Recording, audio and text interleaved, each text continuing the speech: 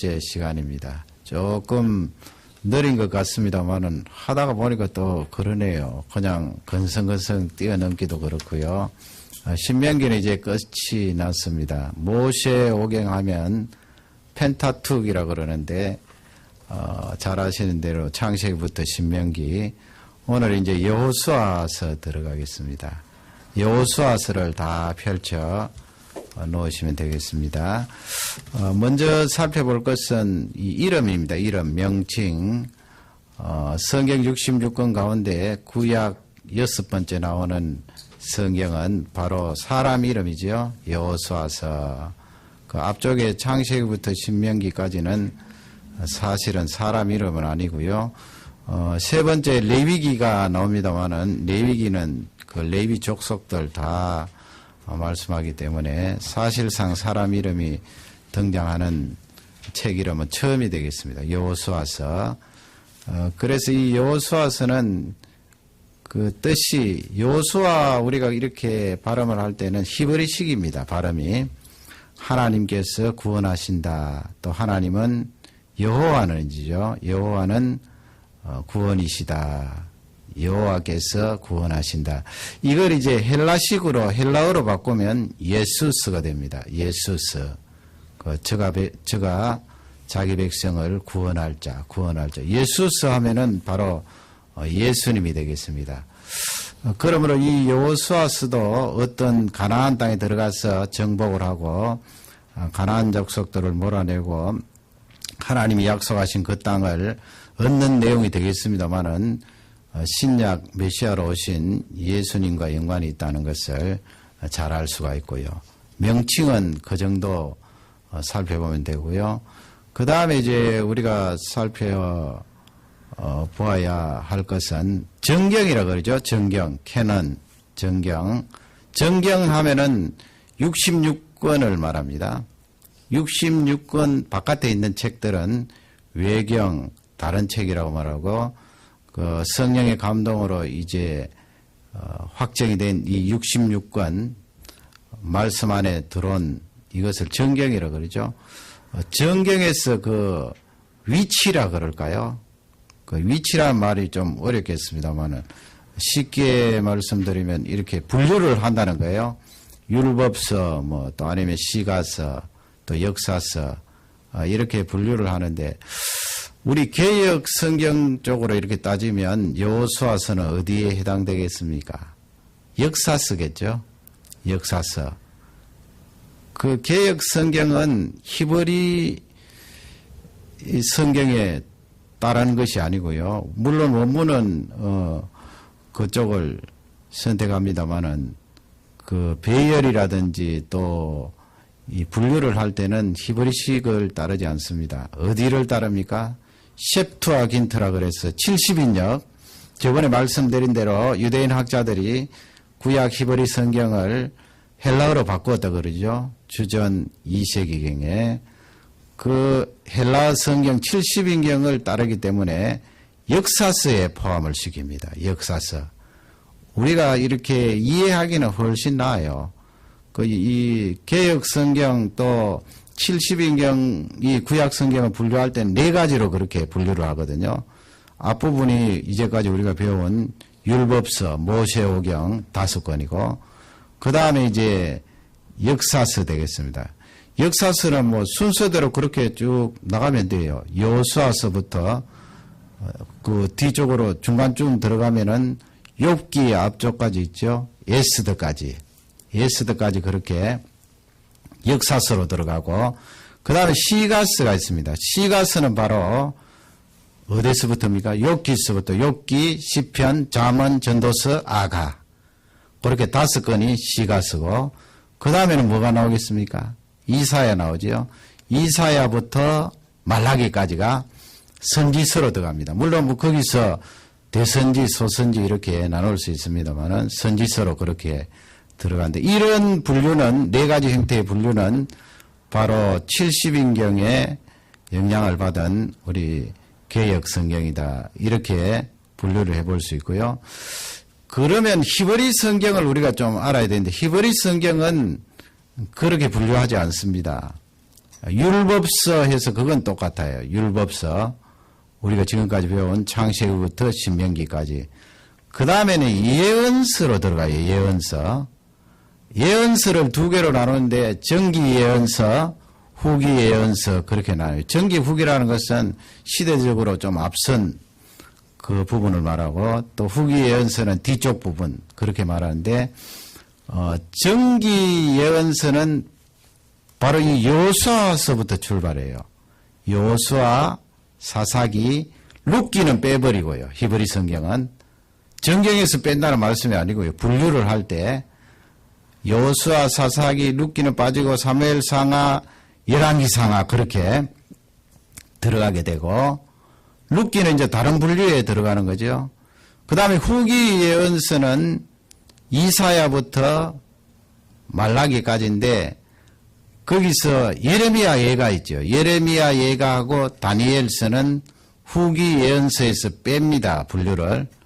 빼고 그러면 룻기 예가서 다니엘서는 어디에 분류에 넣는가 하면 성문서라 그래요. 성문서. 거룩한 글이다 해서 성문서에 있는데 거기 다 넣어요. 그 성문서를 제가 꼽아보면요. 지금 제가 말씀드린 것은 히브리식 분류입니다. 아까 빠졌던 성문서에 들어가는 것은 아까 빠졌던 룻기 들어가고 그 다음에 역대상하 있잖아요.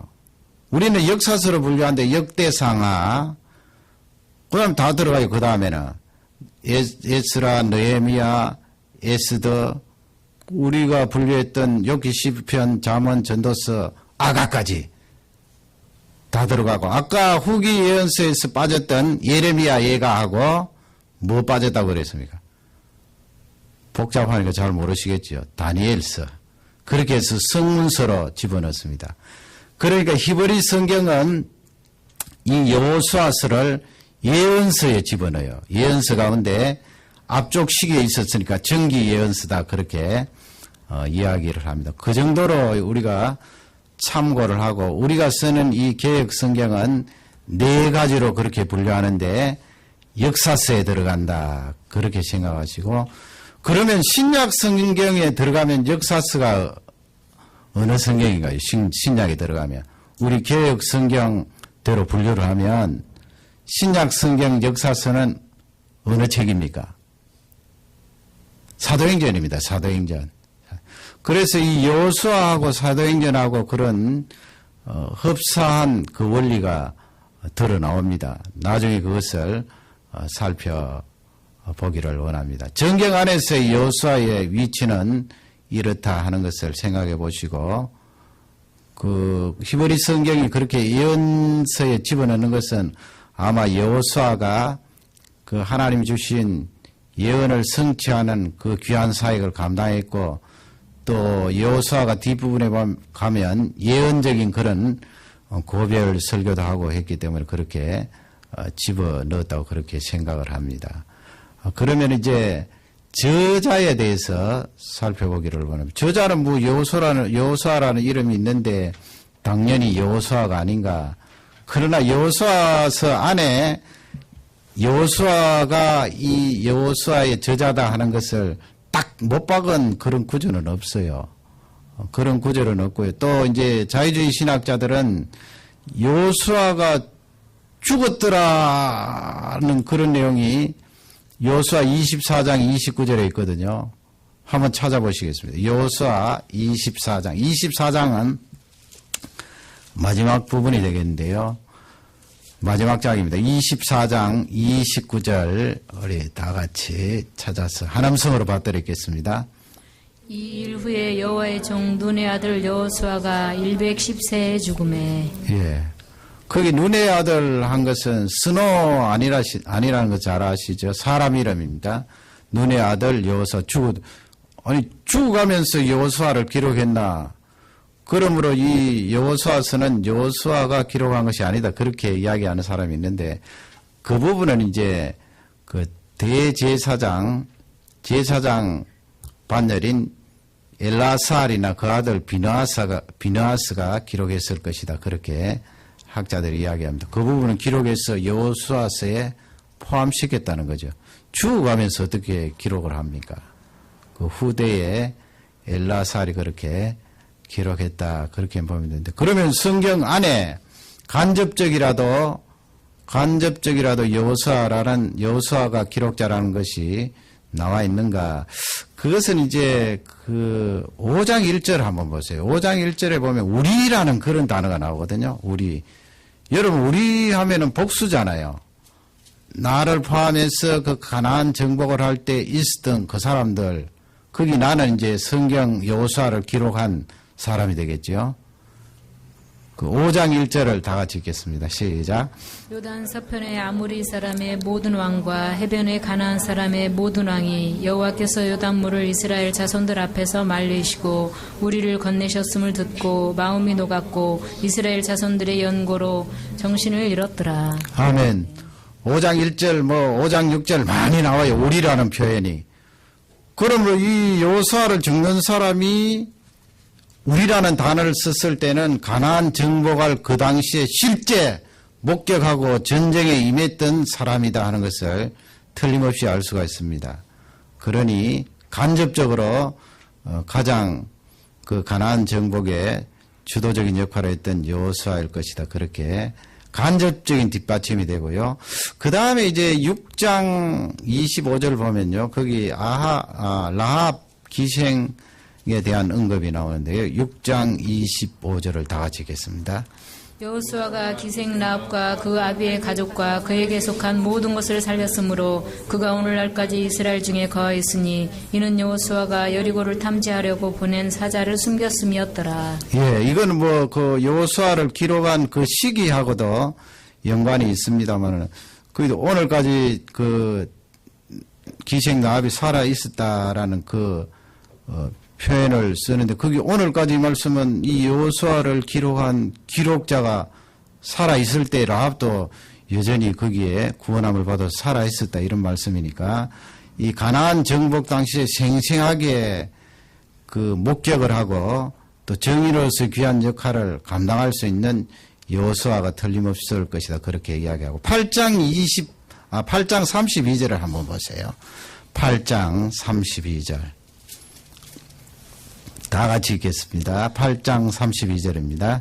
여호수아가 거기서 모세에 기록한 율법을 이스라엘 자손의 목전에서 그 돌에 기록하매. 예, 돌에 기록하였다 그렇게 되어 있는데 실제 이 여호수아를 어떤 먹을 갈아서 다른 어떤 그 재를 위에다 기록했다 그런 말씀은 아닙니다만은 여호수아가 이렇게 가나안을 정복할 때 기록한 그 내용을 거기 적고 있잖아요. 그러니까 여호수아가 이 여호수아서를 기록했다 하는 것을 간접적으로 우리에게 알려주는 말씀입니다.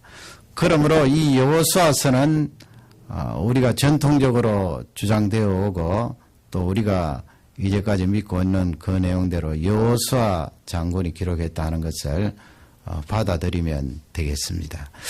그 다음에 이제 정복 시기에 대해서 우리가 살펴봐야 되는데 도대체 주전 몇 년도 정도에 이 가나안 땅이 정복되었나 하는 것을 실제 가나안 땅 정복한 기간은 7년이에요. 7년이고 땅 분배했던 기간이 18년이고요.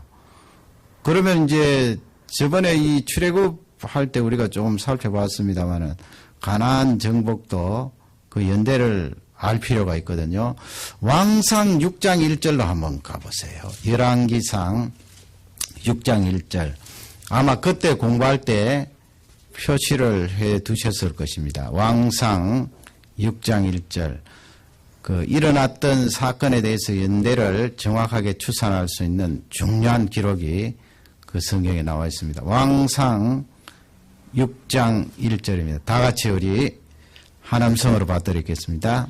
이스라엘 자손이 애굽 땅에서 나온 지 480년이요 솔로몬이 이스라엘 왕이 된 지 4년 15월 곧 2월에 솔로몬이 여호와를 위하여 전 건축하기를 시작하였더라. 아멘. 거기 보면 중요한 단서가 출애굽 이집트 땅에서 나온 지가 480년 돼 있고요. 또 중요한 단서가 솔로몬이 임금된 지 4년이라. 그래서 그 4년이라는 그 말을 어떻게 출발해서 만 4년인가 아니면은 왕이 되던 원년부터 헤아려서 4년인가 그 계산 때문에 이제 967년 또 966년 그렇게 보면 됩니다. 거기서 여러분 480년을 더하면은 출애굽한 연대가 나오잖아요. 480 더하면은 얼마 나옵니까? 966으로 따지면 얼마 나옵니까?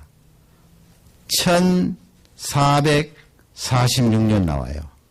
1446년. 거기서 가나안 정복한 연대를 계산하려면 얼마를 빼면 돼요? 40년 빼면 되죠. 40년. 40년 광야 생활을 했으니까 40년 빼면 여호수아가 요단강을 건너서 가나안을 정복한 그 시기가 언제일까요? 주전 40년 빼면 1406년. 1406년. 거기에서 가나안 땅이 7년 동안 정복을 했으니까 가나안 정복을 마친 연대를 계산할 수가 있죠. 그러면 1300 몇 년요? 99년. 그렇게 여러분 성경의 이 연대가 거의 정확하게 이렇게 뽑아낼 수가 있는 것입니다. 한 군데 더 단서가 있어요. 사사기 11장 26절이에요. 사사기 11장 26절. 거기에는 이제 입다라는 사사가 등장을 하는데 그 입다를 통하여 우리가 연대를 살펴볼 수가 있습니다. 사사기 11장 26절을 다 같이 한음성으로 봐드리겠습니다. 이스라엘이 헤스본과 그 향천들과 아로엘과 그 향천들과 아르논 연안에 있는 모든 성읍에 거한 지 300년여를 그 동안에 너희가 어찌하여 도로 찾지 아니하였느냐. 아멘. 300년. 300년. 그리고 이 입다부터 솔로몬 4년까지 계산하면 140년이거든요. 뭐 거기까지 성경 찾아서 다 하려면 너무 복잡하고요. 이미 계산된 거 140년. 140년하고 입다 그 시점까지 가나안 정복 기간이 300년이잖아요. 가나안 정복하고 나서 300년. 그러면 몇 년 나옵니까? 440년. 왜 440년 나옵니까? 아까 왕상 6장 1절에 480년 그랬는데 거기서 광야생활 40년 더 해야 되니까 40년 더 하면 480년이 나옵니다. 그러므로 정리를 하면 가나안 정복 시작은 주전 1406년부터 시작해서 약 7년 동안 1399년 주전까지 가나안 땅을 정복했고 또 그 뒤에 18년 동안 이제 물론 그 요단 동편은 미리 분배를 했습니다만은 18년 동안 가나안 땅 각 지파대로 그렇게 분배를 했다 하는 것을 알 수가 있습니다. 이렇게 정확하게 연대를 우리가 추정할 수 있고요. 그러면 이 여호수아서를 기록한 목적이 무엇일까요? 무슨 목적으로 이 여호수아서를 하나님께서 우리에게 허락해 주셨는가? 그건 창세기 12장에 나오는 그리고 하나님께서 이삭을 주시려고 약속하실 때마다 아브라함에게 약속하셨던 그 내용 있잖아요. 너 자손. 자손 이야기하면 또 반드시 땅이 따라오잖아요. 너 자손과 이 가나안 땅을 너희 후손들에게 주리라. 그리고 그것이 결국은 뒤로 자꾸 연결이 되면 메시아 오심과 연관이 있고 결국은 그 예언대로 예수 그리스도께서 이 세상에 오셔서 우리를 건져주셨는데요. 이 여호수아서는 선조들에게 아브라함과 그 당대에 있었던 이스라엘 백성들의 선조들, 구체적으로 말씀드리면 이스라엘 족장들에게 언약하셨던 하나님께서 우리에게 말씀하신 것은 약속이라는 말씀 안 쓰죠? 언약이라고 그럽니다. 언약. 계약이라고 그러죠. 그 일방성이 있어요. 그러니까 은혜지요. 뭐 우리가 하나님 아버지 이렇게 해서 이렇게 해 주십시오. 그 양 당사자 간의 어떤 약속이 아니고요. 하나님께서 아브라함을 찾아오셔서 일방적으로 은혜를 부어주시고 약속해 주시고 그 약속은 우리 인생이 살 길 생명을 얻을 길이 거기에 담겨져 있는데요.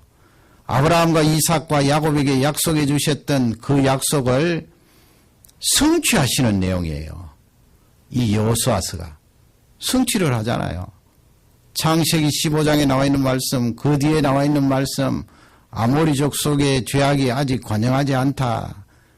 계속해서 하나님께서 말씀하셨던 그 내용들, 언약을 이 여호수아를 통하여 성취하시는 내용이에요.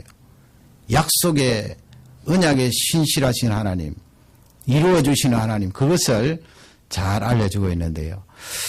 그러면 그것이 이제 신약 성경과 연관해서 이 여호수아서의 목적을 살펴봐야 되는데요. 여호수아 21장 44절을 한번 찾아보시기 바랍니다. 21장 44절. 이것도 아주 중요한 구절이에요. 히브리서와 연관해서 중요한 구절인데 21장 44절 다 같이 우리 한 음성으로 받들겠습니다. 여호와께서 그들의 사방에 안식을 주셨으되 그 열조에게 맹세하신 대로 하셨으므로 그 모든 대적이 그들을 당한 자가 하나도 없었으니 이는 여호와께서 그들의 모든 대적을 그들의 손에 붙이셨습니다. 아멘. 하나님께서 그 이스라엘의 대적들, 하나님이 심판할 그 가나안 족속들 이스라엘 백성들에게 붙였다, 그렇게 되어 있고, 앞부분에는 안식을 주셨다, 그런 내용이 나와 있지요. 안식을 주셨다. 그게 여호수아에 나오는 목적하고 굉장히 중요한 내용이에요. 안식을 주셨다.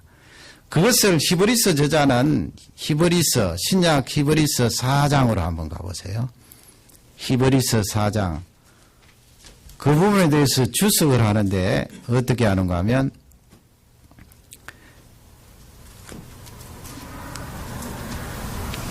히브리서 4장 7절, 8절, 9절인데 7절, 8절 먼저 읽고 또 9절 나중에 있도록 하겠습니다. 빨리 찾으시네요. 4장 7, 8절 다 같이 읽겠습니다. 오랜 후에 다윗의 글에 다시 어느 날을 정하여 오늘날이라고 미리 이같이 일렀으되 오늘날 너희가 그의 음성을 듣거든 너희 마음을 강팍해 말라 하였나니 만일 여호수아가 저희에게 안식을 주었다면 그 후에 다른 날을 말씀하지 아니하셨으리라. 여호수아가 만일 너희에게 안식을 주었더라면, 그 말씀은 무슨 말씀이에요? 여호수아가 우리에게 안식을 주었다는 말씀입니까? 주지 않았다는 말씀이에요? 거기까지 딱 보면 주지 않았다는 말씀이에요. 뒤에 안 읽어도.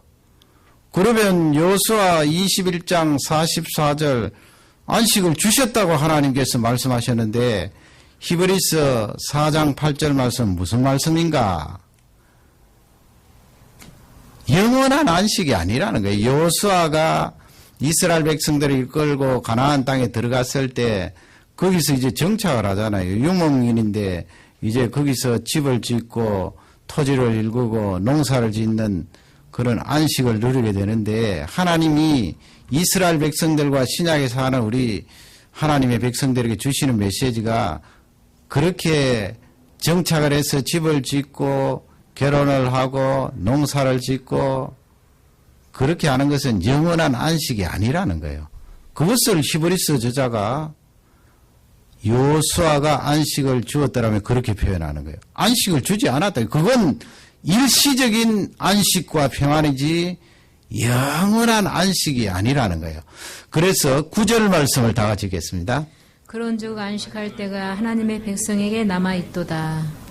그게 무슨 말씀이에요? 안식할 때가 하나님 백성에게 남아있도다, 그 말씀이. 영원한 안식이 구약의 성도나 우리 신약의 성도에게 이루어진다는 말씀이에요. 가나안 땅에 들어가서 정착하는 것이 영원한 안식이 아니고 하나님이 우리에게 주시는 영원한 안식이 이루어진다는 말씀이에요. 그 히브리서 4장 전체는 예수 그리스도에 대해서 말씀하는 거예요. 그래서 이 여호수아서는 예수님과 연관이 있어요. 이름부터가 연관이 있어요. 여호와께서 구원하신다. 예수님 헬라어 이름이 자기 백성을 구원할 자, 예수스. 그 예수님께서 이 세상에 오셔서 십자가 지시고 부활하시고 우리를 위하여 대속을 완전히 이루시면 그 보혈의 은혜로 말미암아 영원한 안식을 얻는다 하는 것을 우리에게 잘 알려주고 있습니다. 그러므로 이 여호수아의 목적은 장차 오실 예수 그리스도께서 우리를 가나안 땅으로 정착시키시고 영원한 안식을 우리에게 준다 하는 큰 목적이 여기에 담겨져 있는 것입니다. 그러므로 여호수아서를 읽으면서 예수님을 생각하고 여호수아서를 통하여서 예수 그리스도의 그 보혈의 능력을 한 번 더 다짐하고 확신하는 그런 계기가 되시기를 주님의 이름으로 축원합니다. 우리 다 같이 기도하시겠습니다. 말씀을